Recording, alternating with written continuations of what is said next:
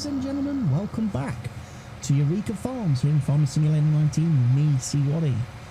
I'm obviously still over here working on the field. I've actually handed the lime spreader over to the AI worker, and hence why my money is depleting very quickly, because he's actually buying lime as he goes to save me having to keep coming over and refilling the lime spreader every 2 or 3 rows, which is obviously a bit of a nuisance on a field this big. But like I say, hopefully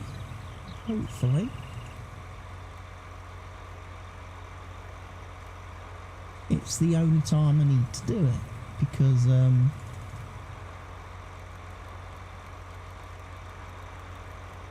with a bit of luck in future we'll only need to top up the field after each harvest.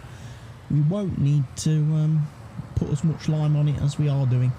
So yeah, I've hired the AI worker basically to go and do the lime spreading in front of me, so I can get straight on with ploughing the new field and putting the 9R through its paces. A lovely new 9R. I haven't started the corn harvest yet. I know I did mention in the last video I was maybe going to get the AI worker to maybe start on that. I've not done that yet, because literally I've just decided to do the lime spreading, hand the lime spreading over to a worker and take on the ploughing role myself. Obviously that means I've not exited the game, so I've not added any new mods, I've not changed any mods, so I've not added the contractor worker mod that I was thinking about adding. See if it might have been better for me to have paid for somebody to come and fertilise the field for me.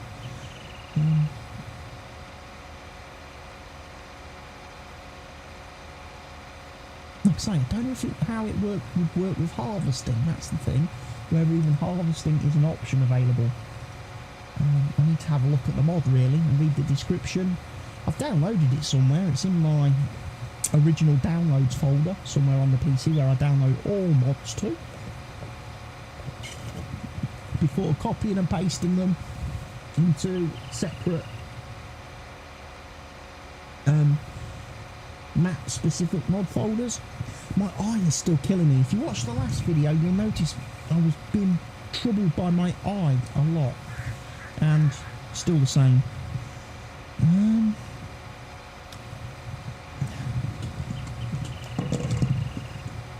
wonder if I should use some of this stuff.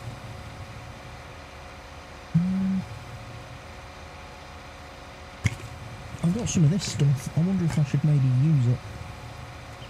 Go and give my eye a bit of a rinse out. You know? It's obviously hay fever season at the minute. Big pollen count in the UK. Pollen count is quite high.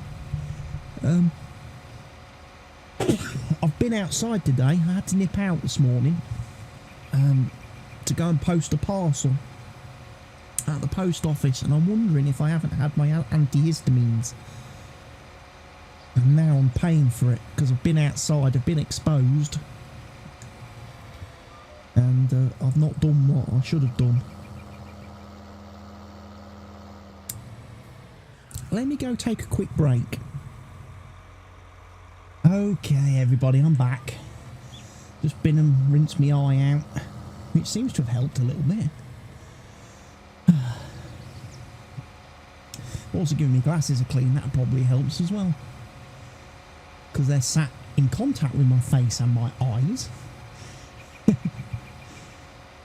It's also given the worker over there a chance to get away from me a bit and get much further. He's very close to finishing this field actually.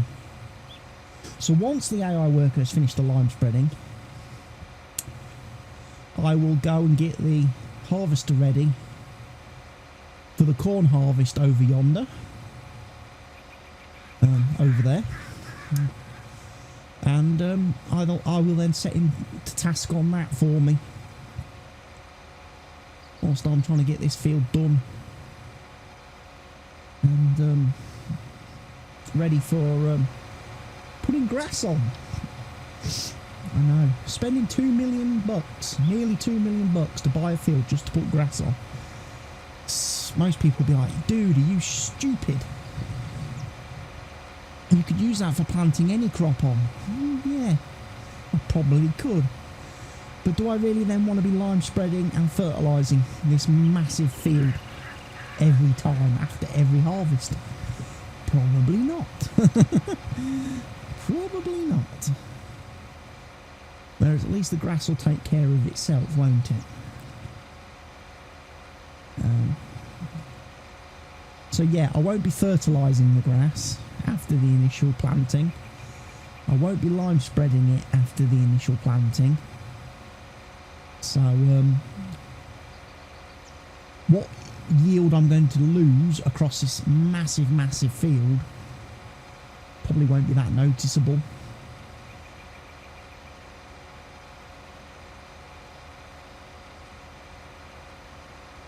But hey, a couple of hours have passed now in game. It's now mid-morning, and the workers spent quite a bit of my money buying the old line needed to do this field.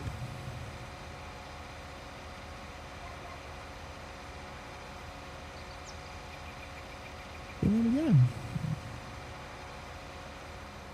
So yeah, that's another thing that's kind of interesting as well, regarding Giant's announcement last week of FS22 coming out at the end of this year, is that we've got they did mention in their announcement that there's going to be improved AI workers, improved the worker AI in the new game. Don't know what that means. Again, not gone into too much detail at this point, so we don't know how much more useful the workers are going to be, or whether they're going to be actually able to do any different jobs that they can't do currently, like you know, driving a tractor and trailer or a truck and trailer, which is one of the things that most people would probably really like the AI to be able to do, and either be able to take a crop from a harvest on a field to a silo, or be able to take crop from a silo to a sell point. I mean, if Giants could implement that AI functionality, a lot of people would probably be very happy.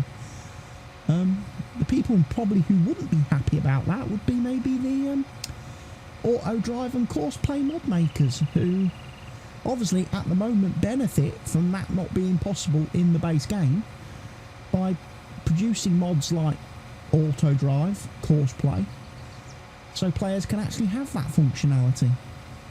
But if Giants can improve the AI to actually be able to do a few more jobs on the maps that they can't currently do, I think most people would be very happy with that.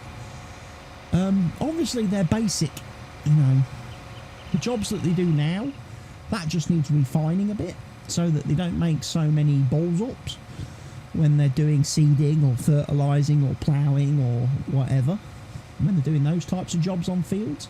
Obviously we've seen on this, even on this map, which, you know, doesn't have the most complicated of fields, but, you know, we do see areas where the seeder does not seed all the way to the end of the field properly because of how the AI detects objects and roads and traffic and things like that.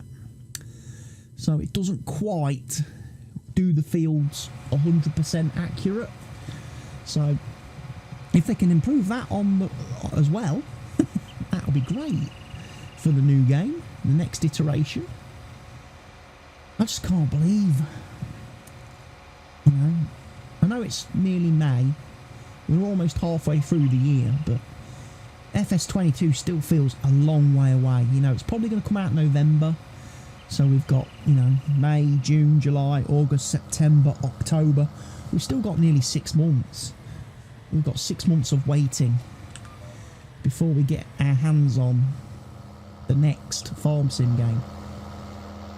Boy, oh boy, am I excited to get my hands on the new farm sim game. This game's been good to me, don't get me wrong. I've loved FS19, and you know, it's been great for me as a content creator.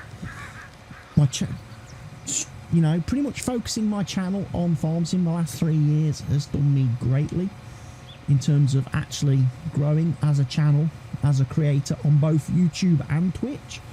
My viewers, my followers, my subscribers have grown as I've kind of just focused on one game instead of trying to be a player of every game and all games and having no real focus on any specific game or genre.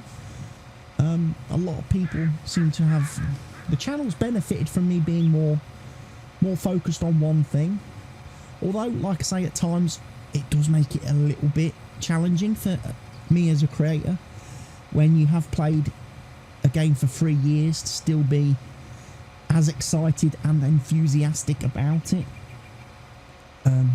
each and every time you play it, because obviously in 3 years I've played a lot of this game, probably more than is healthy. You know, but it's been good, and like I said, I can't wait to do it all again with Farming Simulator 22 later in the year. Can't wait to start on that first map, start that first series, and see where we go, especially in those early, like I say, those first 2 or 3 weeks before mods start to appear, when we're having to do everything the long way and the hard way, the grindy way, before we start getting some, you know, quality of life additions. I don't know whether or not, again, modding wise for the game, I don't know whether it's going to be as easy to mod the game as FS19 has been, in terms of whether it's just going to be text editor to mess with XMLs to adjust vehicle and equipment configurations. I assume you're going to need an updated Giants editor. You're going to need Giants editor 9 to actually make mods and vehicles and maps, because obviously the new engine, Giants Engine 9, is going to be in use for Farming Simulator 22. But if vehicles and equipment basic functionality and configurations can be altered just by editing XMLs like we are now, then it shouldn't be too difficult day one, as soon as the game lands, for people to go mod and adjust some of the base vehicles and add some extra options, change some capacities, change some speeds, you know.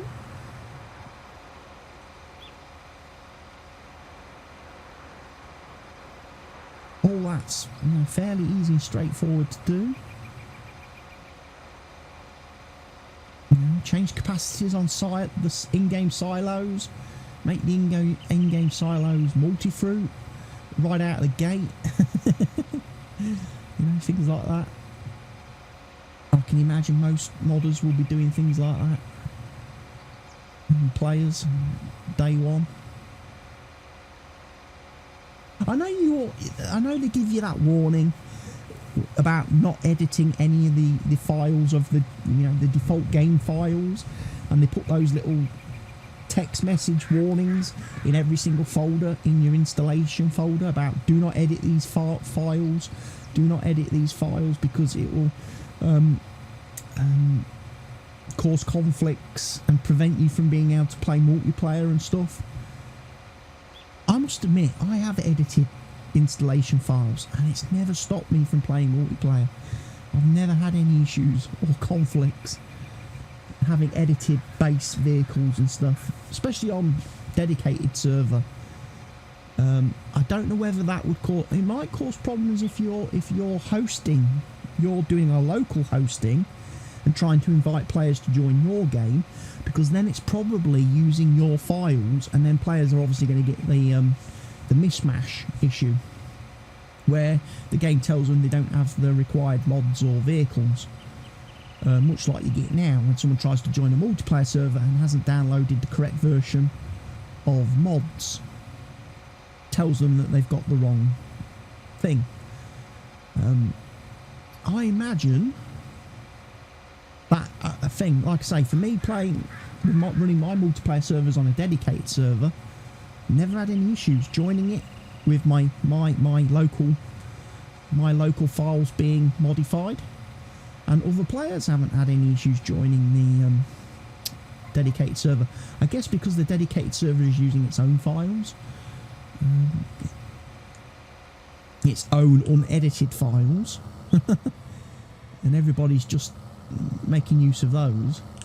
But yeah, I could actually see now I think about it, if you was to open up, say, a single player game to multiplayer and invite your friends to come and play on your single player map, yeah, I could understand that probably causes a problem if you've edited base game files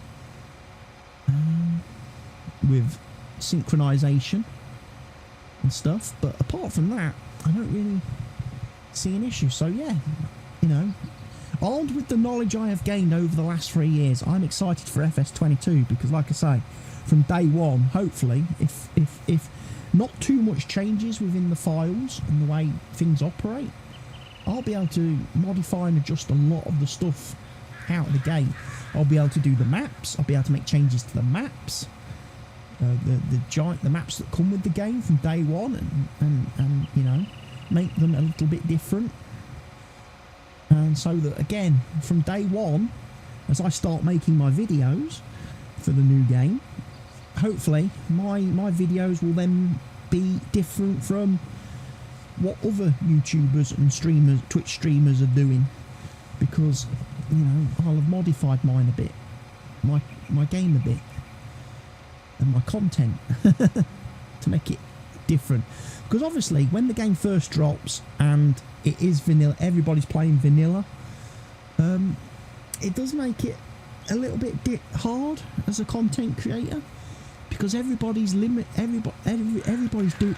the same thing. Everybody's playing the same maps, playing with the same vehicles and equipment, and one Let's Play looks like any other Let's Play in the early days of the game, because people don't have the options to do something different. Like I say, with FS19, I was one of the creators that was different, because I did my first series on the Estancia Lapacho map, whereas most people were playing Ravenport or Felsbrunn, the two FS19 maps that came out with the game. I played Estancia Lapacho, which was obviously a map Giants brought over and converted over from FS17. The reason I did that was because A, I had never played that map because I didn't have it in FS17, because I never bought the sugarcane DLC for FS17, and also, like I say, the other reason for choosing that map was because no one else was doing it, and I wanted to be different. I wanted to produce content that was different, so people had the option to watch something that wasn't Ravenport, that wasn't Felsbrunn, you know. And the only thing we know for definite about FS22 so far is there's going to be 2 new maps for FS17 that come out with the game on day one, and then there's going to be an updated and converted version of the Alpine map that came out with the Alpine DLC. So yeah, what map? Maybe I play the Alpine map first in FS22. Maybe. We'll have to wait and see. We'll have to wait and see.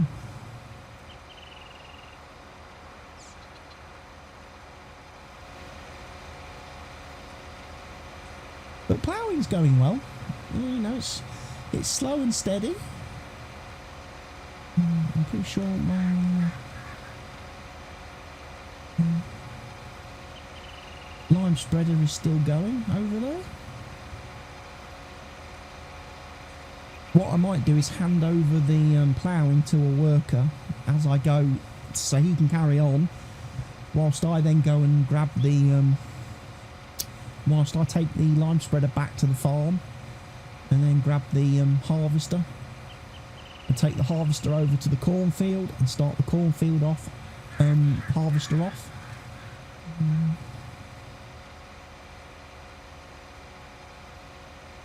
like I say, I'll let the AI harvester use my header, my new header, my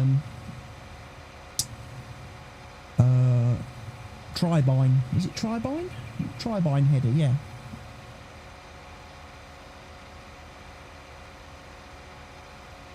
I will use that header exclusively, I think. And then I'll probably sell his header back to the store, and I'll probably buy another tribine header, and then we've got two,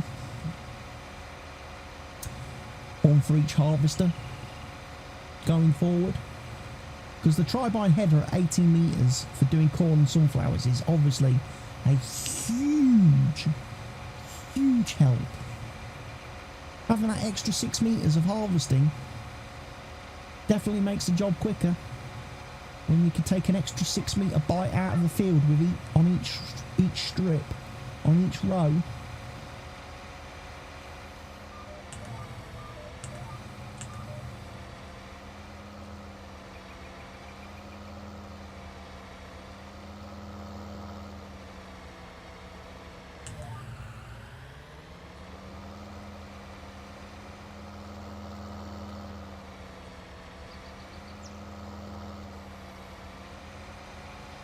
Drop the plough there. As soon as I get that message, helper has completed his task, we'll be moving. We'll move over, we'll get the lime spreader put back, and we'll let a worker carry on doing the ploughing for me at this point. And he's done a lot of work. This field will probably take the rest, certainly the rest, at least the rest of today. The worker might even be working through the night to finish this field off. I would maybe guess.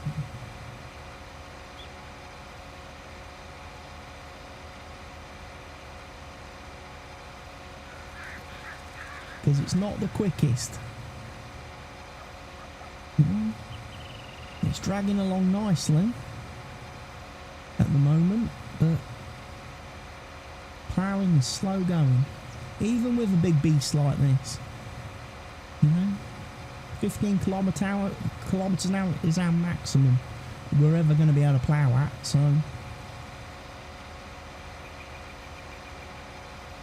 it was interesting as well recently to see Millennial Farmer has added a 9R tractor to his fleet for the coming year. He's bought himself a 9R this season. He's got a new harvester. He's got an S780, S790 harvester, and he's got a 9R for his farm. He said he didn't go for the 9RX because track technology and having 4 tracks, he thought maybe maintenance wise that might be problematic for him, might be expensive, so he just went for a 9R with, you know, big tyres, 4 regular tyres, big massive tyre on each corner, because he says they're easier to maintain. Just chuck a bit of air in them every now and then when they need a bit of an air, when they need a bit of an inflation, check the pressures, pump them up. Whereas he said, you know, the tracks on the 9R, he says having 4 of these things, he says might have been a bit for service and maintenance and repair, might have been a bit more problematic. And for him, he was like, I don't really want that to deal with that, so he chose a 9R with regular tyres. But it's nice to see massive piece of machinery on his farm. Can't wait to see videos of him actually like doing seeding and stuff with it this year, when he starts to do his planting and stuff. It's going to be very fun to watch. Same as when obviously we get to harvest later in the year, watching him use that new harvester. I was a little bit, I'm going to say disappointed that he went for an S790 harvester, having demoed the X9 on his channel last year, and obviously having used the X9 for his harvest last year before Christmas. I'm surprised he didn't go for an X9, knowing how amazing it performed for him. You know, the fact that he got his harvest done ahead of schedule. He was ahead of time with his harvesting, because that machine just ate its way through his fields without any complications. It didn't get bunged up, didn't get clogged up. It was able to handle his crops easily. I'm surprised he didn't go for one of them. I know they're expensive, but like I say, can you put a price on your time? Realistically, can you afford to put a price on your own time, your own sanity, your own productivity? If you can get things done faster and better and to a higher standard and a higher quality, surely you've got to take it, because it gives you more time then to do other things.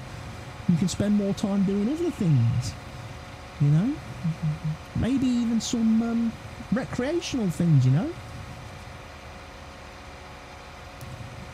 spend a bit of time with his family, with his little children and stuff. Surely that's got to be worth doing if you can do it. I mean, the guy's not short of money. His YouTube channel makes an absolute bomb because of the amount of subscribers he's got and the amount of viewers he gets. He makes plenty out of YouTube, never mind from his actual day job, his farming, and all the stuff he produces and sells each year from his crops. The guy's making a mint. So I'm sure he could have afforded to have purchased an X9. I'm sure he could have done.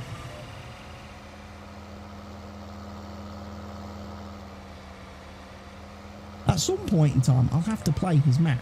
Now the Millennial Farmer map is out, I probably will have to start playing it soon.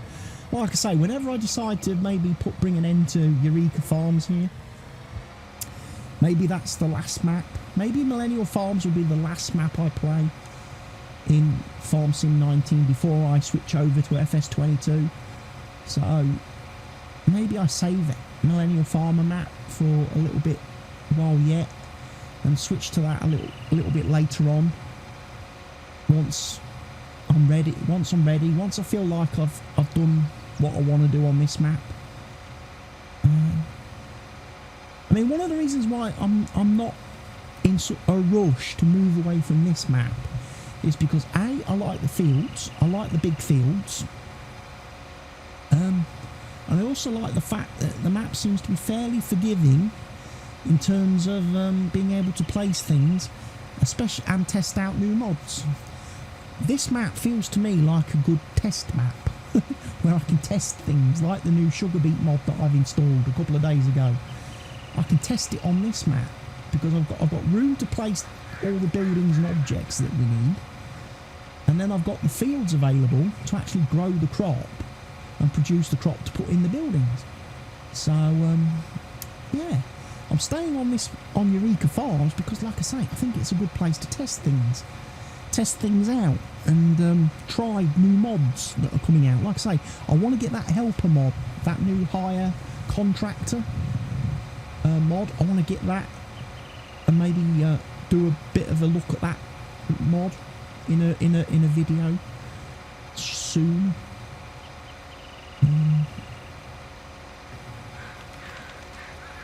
Just to see how it functions, see if it functions as I interpret the description. The way the description is worded, it indicates to me that I can basically just pay for a field to have a job done on it, and it's done like that. As soon as you hit the OK button, the field's done. You don't actually have to wait for a worker to drive up and down it and do what the worker's doing, like the lime spreading. We've been waiting for this guy to finish spreading lime for 30 minutes nearly.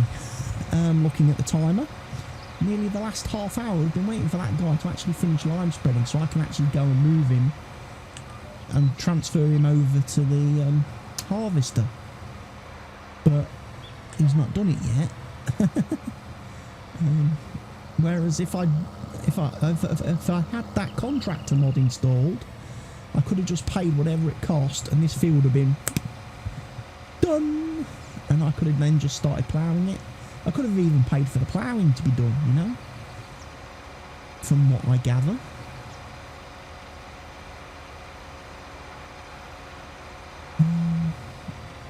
Has he finished? Let's have a look.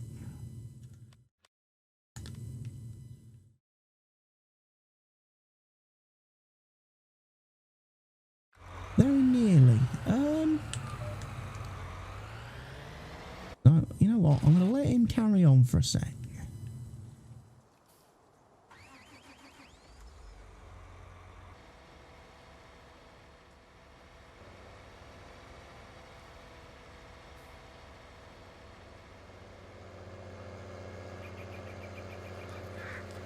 Looks like he's got a bit freaked out over here for some reason.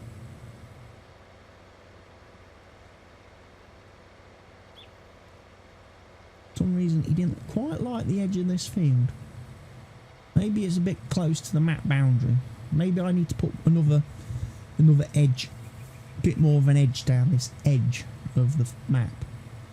That's certainly something I can do and don't begrudge doing. Just to give a bit more workability. I did the tops and bottoms of the field because you can see where I've planted new grass.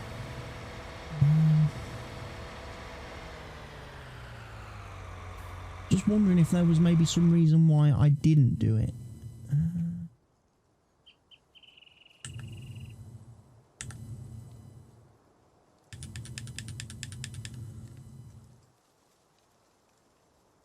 It shouldn't be. It all looks fairly straightforward.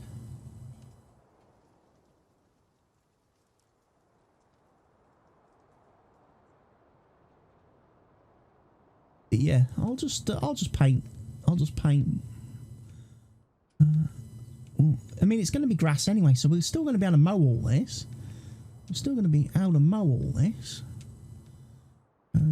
It's still going to get eaten by the mower. It just means that if we do ever need to lime it or whatever for any reason in the future, we're not going to have issues with the worker getting freaked out by trees. So yeah, make the field a bit smaller. All will be good.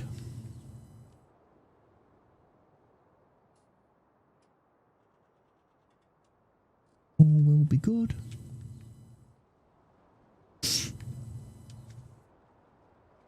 Felt my nose running then. I almost felt like I got a nosebleed. So I don't feel good.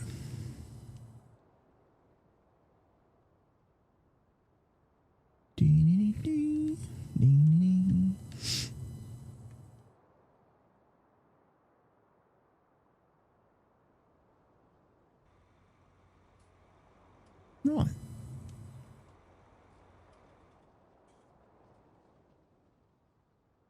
I think there was like a little couple of patchy bits where I either didn't quite get the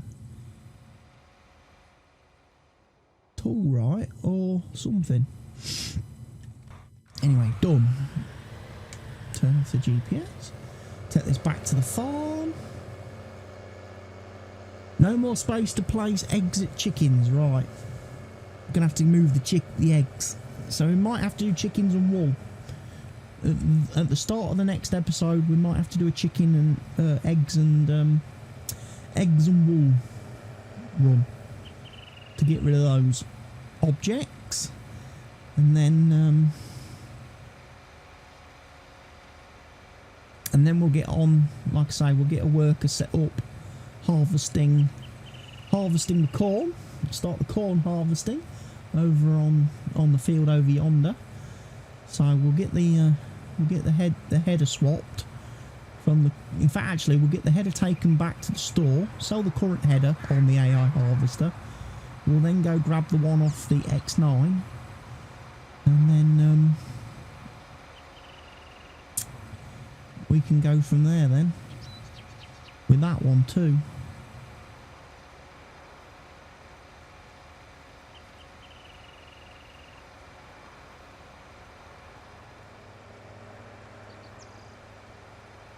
So yes, folks, we've reached the end of today's episode at this point. I might as well stop the recording here and then pick up in the next video with the plans that I've just mentioned. So thank you for watching today's video, everybody. Hope you've enjoyed it. If you have, please go ahead and click that like button for me. Subscribe to the channel and remember to activate your notifications. And feel free to leave me any comments in the comment section down below.